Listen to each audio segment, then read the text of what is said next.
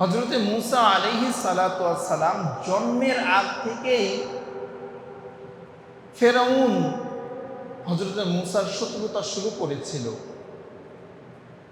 হযরতে মূসাকে দুনিয়াতে আসতে দিবে না, এজন্য জন্মের আগ থেকেই শত্রুতা শুরু করেছিল। কিন্তু আল্লাহ রাব্বুল আলামিন ওই ফেরাউনের ঘরেই হযরতে মূসাকে লালন পালন করেছিলেন। বলেন সুবহানাল্লাহ। আল্লাহ চাইলে কি না সম্ভব। তো হযরতে মূসা আলাইহিস সালাতু ওয়াস সালামের উপরে ফেরাউন যখন নির্যাতন শুরু করলো, আল্লাহ রাব্বুল আলামিন হযরতে মূসাকে আদেশ করে দিলেন, মূসা আর এখানে থাকার দরকার নাই, তুমি হিজরত করো, তুমি হিজরত শুরু করো, মিশর থেকে সিরিয়ার দিকে তুমি রওনা করো। আর কোন সময় রওনা করবে আল্লাহ রাব্বুল আলামিন এটাও বিস্তারিত হযরতে মূসা আলাইহিস সালাতু ওয়াস সালামকে জানিয়ে দিলেন। পবিত্র কোরআনুল কারীমের 44 নম্বর সূরা, সূরা দুখানের 23 নম্বর আয়াতে আল্লাহ রাব্বুল আলামিন হযরতে মূসাকে এই আদেশ করে দিলেন। আল্লাহ রাব্বুল আলামিন বললেন, ও মূসা, তুমি আমার বান্দাদেরকে নিয়ে রাতের অন্ধকারেই তুমি রওনা করবে।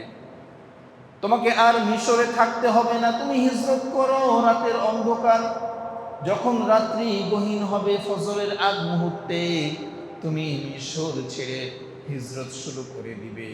হযরতে মূসা আলাইহিস সালাতু ওয়াস সালাম তার সঙ্গী সাথীদেরকে বললেন, আর থাকা যাবে না, আল্লাহ আদেশ করে দিয়েছেন হিজরত করার জন্য, তোমরা প্রস্তুতি গ্রহণ করো, তোমরা রেডি হয়ে যাও, সকাল হওয়ার আগেই আমরা হিজরত করব।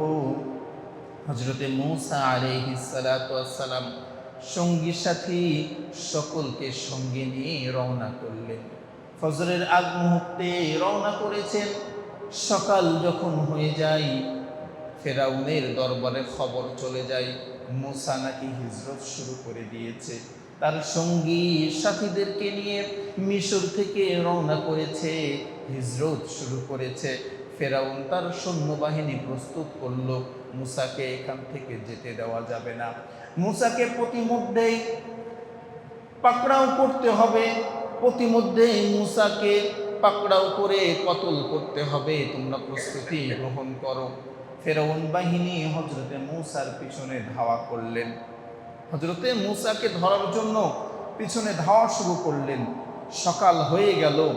সকাল বেলায় হযরতে মূসা আলাইহিস সালাতু ওয়াস সালাম তার সঙ্গী সাথীদেরকে নিয়ে লোহিত সাগরের সামনে যে উপস্থিত। সামনে সাগর আর পিছনে ফেরাউন বাহিনী।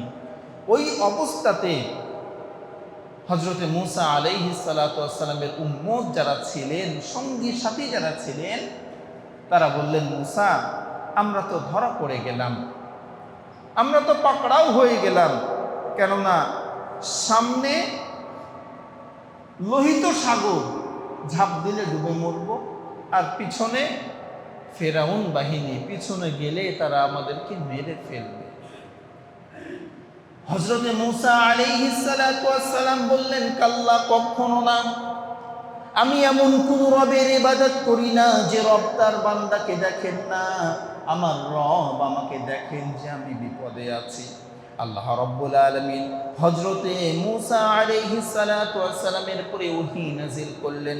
আল্লাহ রাব্বুল আলামিন পবিত্র কোরআনুল কারীমের 8 নম্বর সূরা, সূরা তাওবা 129 নম্বর আয়াতে বলেন, فَإِن تَوَلَّوْا فَقُلْ حَسْبِيَ اللَّهُ لَا إِلَهَ إِلَّا هُوَ عَلَيْهِ تَوَكَّلْتُ وَهُوَ رَبُّ الْعَرْشِ الْعَظِيمِ। আল্লাহ রাব্বুল আলামিন বলেন, তারা যদি মুখ ফিরিয়ে নেয় তবে বলুন, আল্লাহই আমাদের জন্য যথেষ্ট, তিনি ছাড়া আর কোনো উপাস্য নেই।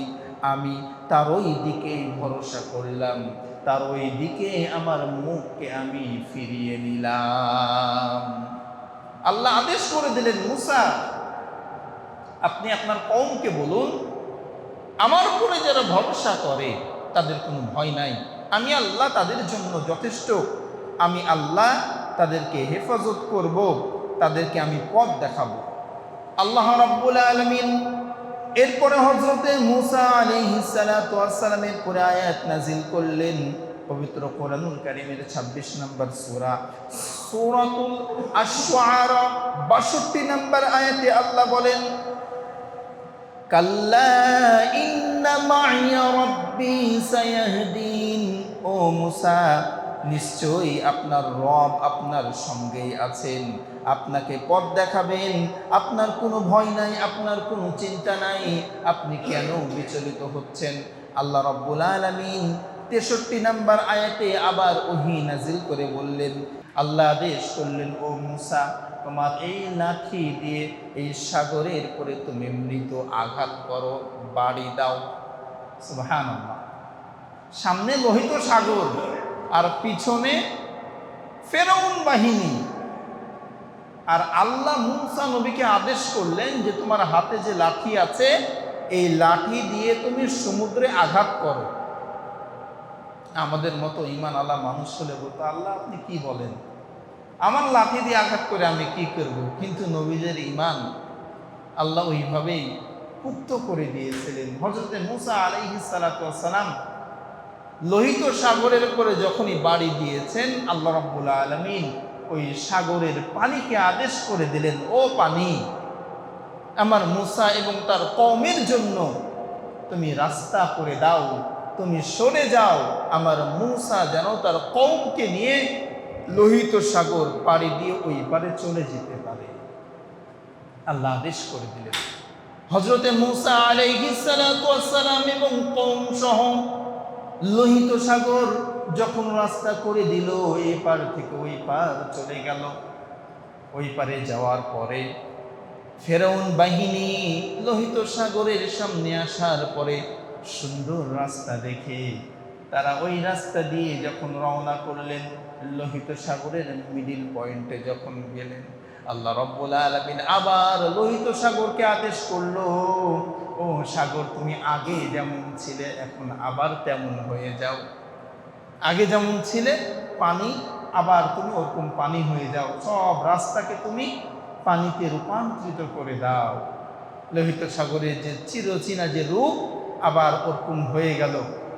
হযরতে মূসা নবী পার হয়ে গেলেন, আর ফেরাউন লোহিত সাগরের মিডিল বরাবর সব মানুষ সহ যা ছিল সব ডুবে হাবুডুবু খেতে শুরু করলো, সব মরে শেষ।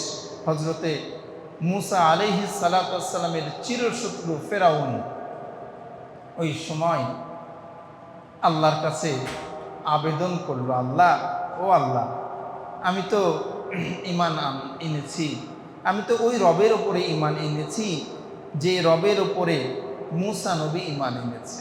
আল্লাহ রাব্বুল আলামিন ফেরাউনের ওই কথা পবিত্র কোরআনুল কারীমে আল্লাহ কোট করে দিলেন যে ফেরাউন কি বলেছিল। সূরা ইউনূস ৯০ নম্বর আয়াতে আল্লাহ বলছেন, আমানতু আন্নাহু লা ইলাহা ইল্লাল্লাযী আমানাত বিহি বানু ইসরাঈল ওয়া আনা মিনাল মুসলিমিন। ফেরাউন ডুবছে, হাবুডুবু খাচ্ছে, পানি খাচ্ছে, ঈমান এনেছি কার পরে? যেই রবের পরে মূসা ঈমান এনেছে, সে রবের পরে ঈমান এনেছি। দেখেন কত বড় ঘাড় তেড়া। ও কিন্তু এ কথা বলতে পারতো, আল্লাহ আমি তোমার উপরে ঈমান এনেছি। এই কথা না বলে ঘুরিয়ে পেঁচিয়ে বলছে যে আমি ওই রবের উপরে ঈমান এনেছি যে রবের উপরে মূসা ঈমান এনেছে।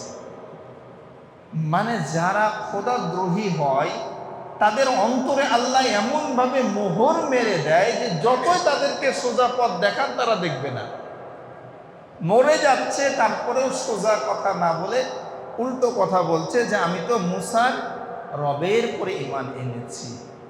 আল্লাহ রাব্বুল আলামিন বলেন, ঈমান তো এনেছো বুঝেছি, কিন্তু এখন তুমি ঈমান আনলে হবে না। আল্লাহ রাব্বুল আলামিন বলেন, তুমি এখন তো ঈমানের দাবিদার করছো, কিন্তু এতদিন তো তুমি অবাধ্য ছিলে, এতদিন তো তুমি আমার বান্দাদের উপরে নির্যাতন করেছো, তাদেরকে কষ্ট দিয়েছো। এখন ঈমানের দাবিদার তুমি যতই হও না কেন, তোমার এই ঈমান আমি আল্লাহ কবুল করব না। এই ঈমান এখন কবুল করব না, তুমি তো মৃত্যু দেখতে পাচ্ছ।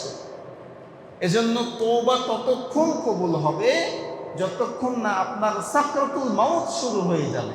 মৃত্যুর যন্ত্রণা শুরু হয়ে যাবে। এর আগ পর্যন্ত যদি আপনি তওবা করেন, আপনার তওবা আল্লাহ কবুল করবেন।